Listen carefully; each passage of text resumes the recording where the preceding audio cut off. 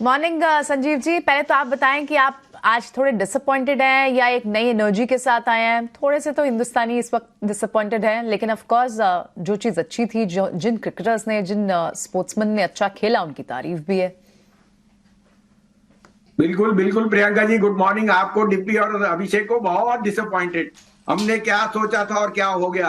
तो ये इसको शेयर बाजार की तरह तुलना कीजिए, रात गई बात गई, नया दिन नया रात। अब आप ये मत सोचिए पेटीएम आपको 500 रुपए में मिलेगा। जो भाव है उसमें लेना शुरू कीजिए। 2000 का टारगेट है पेटीएम का 2 साल में। Paytm, PB, fintech are unbelievable businesses. Same is the case with Zomato. Don't see the previous highs and lows. Look at the business model. Look at the present circumstances. और जैसे Indian team है, we will come back from tomorrow onwards in a new shape. तो yes, बहुत disappointment, क्योंकि इतनी ज्यादा उम्मीदें लेके, लेकिन जैसे कहते हैं ना, after 10 straight win, law of averages has to catch up. Similarly share बाजार में भी आपको अब कल का दिन गया, नए दिन की शुरुआत कीजिए। तो पॉजिटिव ऑन द मार्केट। आज के मेरे 2 पिक्स हैं। एशियन पेंट्स, जो मैंने अभी रूट चेक किए पेंट इंडस्ट्री में, because of this fall in crude, Asian paint will see at least 150 basis points का अपसाइड। साथ में they are a market leader as far as decorative, having a 53% market share. और अगर कोई blue chip मुझे अच्छा लग रहा है इस भाव पे, वो पेटीएम है, सॉरी एशियन पेंट्स है। एशियन पेंट्स मेरे हिसाब से 3300 350 का टारगेट है।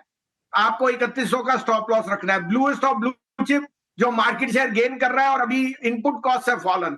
दूसरा, फ्राइडे को जो सेलिंग थी बैंक निफ्टी और एनबीएफसी में ओवरडन थी।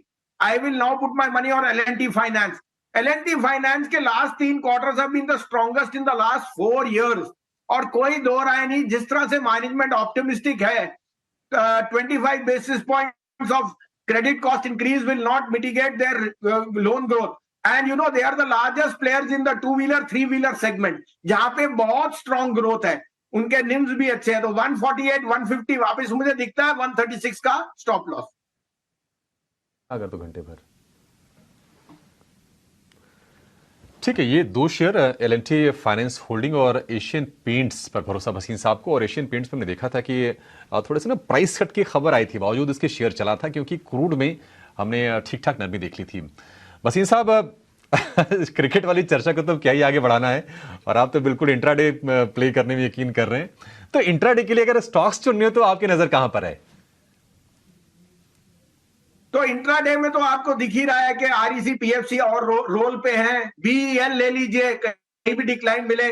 आज अगर मैंने कोई सौदा करना है तो मैंने जैसे कहा एल&टी फाइनेंस मुझे बहुत अच्छा लग रहा है, ओवरसोल्ड था। और अगर दूसरा मैंने इंट्राडे लेना तो state bank of India. State bank के चेयरमैन ने कहा कि हमें कोई दो राय नहीं, हमारा half yearly profit is added to 110 basis points of what the deduction is. हमें 50 basis point, we don't need more capital in the sense. वो 81 बॉन्ड्स भी यूज कर रहे हैं। तो 562-63 में अगर आपको स्टेट बैंक मिलता है, मुझे लगता है यहां से 20 रुपए का अपसाइड आपको आराम से मिल जाना चाहिए। स्टॉप लॉस रखिए 548 का। 548 का स्टॉप लॉस एसबीआई के लिए। आरईसी पीएफसी में तो हम रौनक देख ही रहे हैं। भसीन साहब, बहुत शुक्रिया आज समय देने के लिए, और ये बेशकीमती शेयर हम कहेंगे हमारे दर्शकों को बताने के लिए।